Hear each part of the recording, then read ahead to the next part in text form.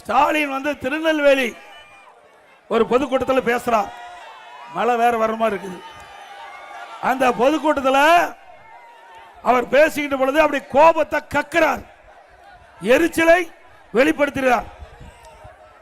அவர் சொல்றாரு, எனக்கு உயிர் கொடுத்த ஆளாக்கிய தலைவர் கலைஞர், கலைஞரை நான் வீட்டு சிறையில் வைத்திருந்தேன் என்று நாக்கில் நரம்பில்லாமல் பேசுகிறார் எடப்பாடி பழனிசாமி அப்படின்னு ஸ்டாலின் பேசுறார்.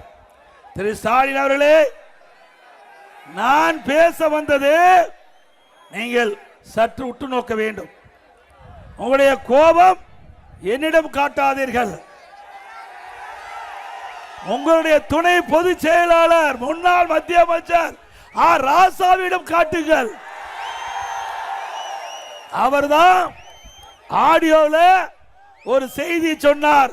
அந்த செய்தி தமிழ்நாடுல இந்திய அளவில் வைரலா பரவி வருது. அதுலதான் அந்த ஆடியோ செய்தியில வெளிவந்த செய்தி தான் நான் சொன்னேன். என் மீது கோவப்பட்டு என்ன பிரயோஜனம்? நீங்க ராஜா மீது கோவப்பட்டா அவர் உண்மையை சொல்லிடுவார். அதனால பயத்துல கோபத்தை என் மீது காட்டுறார். அதுல எந்தவித பிரயோஜனம் இல்லை. ஸ்டாலின் அவர்களே, நீங்கள் கோபத்தை காட்டுவது உங்களுடைய துணை பொதுச்செயலாளர் ராஜா அவர்கள் மீது.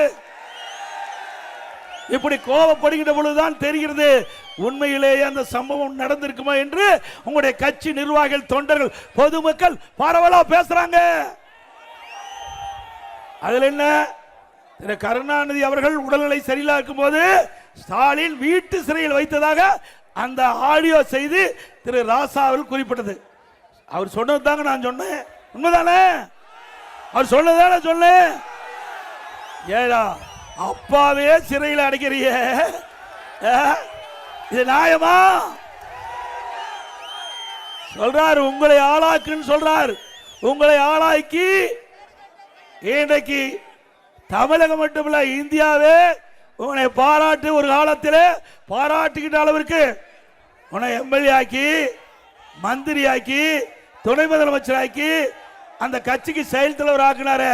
அதற்காக உங்க தந்தையே நீங்கள் சிறையில், வீட்டு சிறையில் இருந்ததாக ராசா அவர் சொல்றாங்க. நாமளே சொல்றோம், ராஜா தானே சொல்றாரு. அது கோபம் பொத்துக்கிட்டு வருது. அவளுடைய மகன் யாரு? அழகிரி சொல்றார்.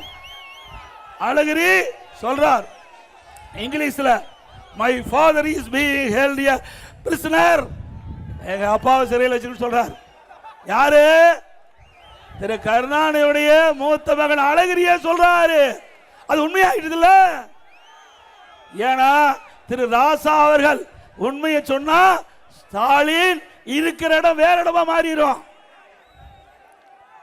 அது மட்டும் இல்ல, இப்ப சந்தேகம் வலுக்குது. ஸ்டாலின் பேச பேச இதில் உண்மை இருக்குமா என்று மக்கள் சந்தேகிக்கிறார்கள்.